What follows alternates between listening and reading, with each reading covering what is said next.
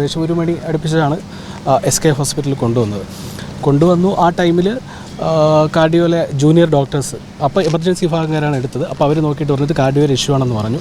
അപ്പോൾ ഒരു junior doctor, ഒരു ലേഡി, പുള്ളിക്കാരി ഈ റിപ്പോർട്ടെല്ലാം കൂടെ വെച്ചിട്ട് സീനിയർ ഡോക്ടറായ രാജേഷ് സാറിന് അയച്ചു കൊടുത്തു. പുള്ളി ഇതെല്ലാം പരിശോധിച്ചിട്ട് പറഞ്ഞു വേറെ പ്രോബ്ലം ഒന്നുമില്ല, പുള്ളിക്കാരൻ ഓക്കെയാണ്, പെർഫെക്റ്റ് ആണെന്ന് പറഞ്ഞു.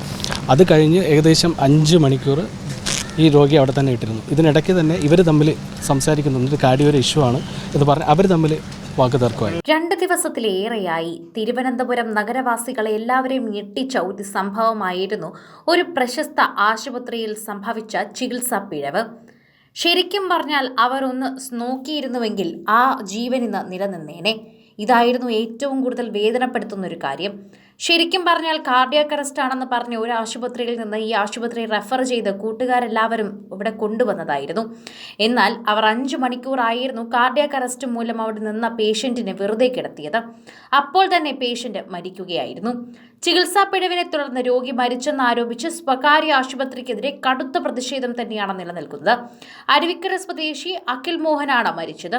ഹൃദയാഘാതത്തെ തുടർന്ന് ആശുപത്രിയിൽ എത്തിച്ചിട്ടും ചികിത്സ നൽകാൻ വൈകിയതിനെ തുടർന്നാണ് അഖിൽ മരിച്ചുവെന്ന് ബന്ധുക്കൾ ആരോപിക്കുന്നത്. തിരുവനന്തപുരം ഹോസ്പിറ്റലിലാണ് ഈ പരാതി ഇപ്പോൾ എത്തിയിരിക്കുന്നത്. ചികിത്സയ്ക്കായി ആശുപത്രിയിൽ എത്തിച്ചെങ്കിലും 5 മണിക്കൂറോളം ചികിത്സ നൽകാതെ വൈകിപ്പിച്ചു. പെട്ടെന്ന് തന്നെ ഒരു നെഞ്ചുവേദനയെ തുടർന്നായിരുന്നു ആദ്യം മെഡിക്കൽ കോളേജിൽ കൊണ്ടുപോയത്. അവിടെ തിരക്കായതുകൊണ്ടും ICUയിൽ പ്രവേശിപ്പിക്കണമെന്ന് ആവശ്യപ്പെട്ടതുകൊണ്ടുമാണ് മറ്റൊരു ആശുപത്രിയിലേക്ക് കൊണ്ടുപോയത്. ശാസ്തമംഗലത്തെ ആശുപത്രിയിൽ എത്തിച്ചപ്പോൾ തന്നെ ടെസ്റ്റുകളൊക്കെ നടത്തി അവിടുന്ന് ഹൃദയാഘാതമാണെന്നും ആൻജിയോഗ്രാം നടത്തിയാൽ രക്ഷപ്പെടുമെന്നും പറഞ്ഞ് നിർദ്ദേശിച്ചു. അവിടെ അതിനുള്ള സജ്ജീകരണം ഇല്ലാത്തതുകൊണ്ട് ഒരു കൂടിയ പ്രൈവറ്റ് ആശുപത്രിയിലേക്ക് അവർ തന്നെയാണ് അയച്ചത്. അങ്ങനെയാണ് ഈ പറയുന്ന ആശുപത്രിയിലെത്തിയത്. ചികിത്സയ്ക്കായി ആശുപത്രിയിൽ എത്തിച്ച് ഇന്ന റിപ്പോർട്ടുകളൊക്കെ സൂചിപ്പിച്ചുവെങ്കിലും അവർ ഇവർക്ക് കുഴപ്പമൊന്നുമില്ല എന്ന് ജൂനിയർ ഡോക്ടർ റിപ്പോർട്ടുകളൊക്കെ വാങ്ങി മെയിൻ ഡോക്ടറിന് അയക്കുകയും അവരൊക്കെ തന്നെയും ഈ പേഷ്യൻ്റ് ഓക്കെയാണെന്ന് പറഞ്ഞ് തിരിച്ചയക്കാനും പോവുകയായിരുന്നു. 5 മണിക്കൂർ അവിടെ വെറുതെ കിടക്കുകയായിരുന്നു കാർഡിയാക് അറസ്റ്റ് വന്ന ഈ പേഷ്യൻ്റ്. പെട്ടെന്ന് തന്നെയാണ് അഖിൽ മോഹൻ ഒരു വെപ്രാളം വരികയും അവിടെ വെച്ച് തന്നെ വായും തുറന്ന് കണ്ണും മലർന്ന് ബോധക്ഷയമാകുന്നത് പോലെ തോന്നി. അപ്പോൾ തന്നെ ഈ ആശുപത്രി അധികൃതർക്ക് പ്രശ്നമാകുമെന്ന് മനസ്സിലാക്കി നേരെ വെന്റിലേറ്ററിലേക്ക് മാറ്റുകയായിരുന്നു.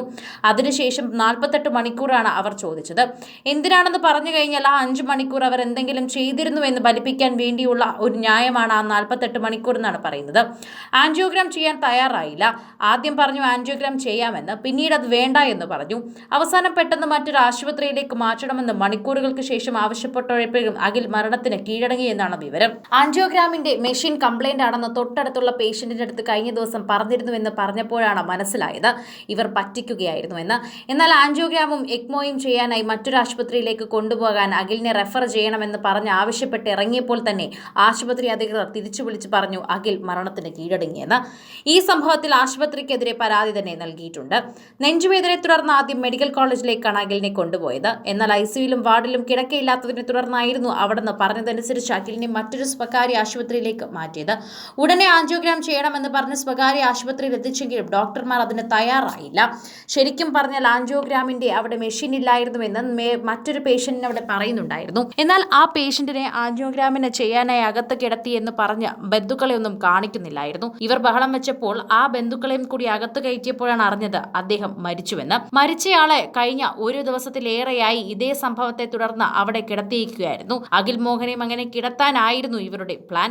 എന്നാൽ ബന്ധുക്കളുടെയും സുഹൃത്തുക്കളുടെയും ആ സംയോജിതമായ ഇടപെടൽ കൊണ്ടാണ് അഖിൽ മോഹന്റെ മൃതശരീരമെങ്കിലും സമയത്തിന് തിരിച്ചു കിട്ടിയതെന്ന് പറയണം.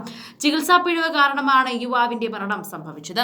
അത് ആശുപത്രി അധികൃതർ തന്നെ അതിന് മറുപടി നൽകിയേ മതിയാകൂ. സിനിമ, ഫാഷൻ, ലൈഫ് സ്റ്റൈൽ വാർത്തകൾക്കായി മലയാളി ലൈഫ് സബ്സ്ക്രൈബ് ചെയ്യൂ. ലേറ്റസ്റ്റ് അപ്ഡേറ്റ്സിനായി ബെൽ ബട്ടണും അമർത്തൂ.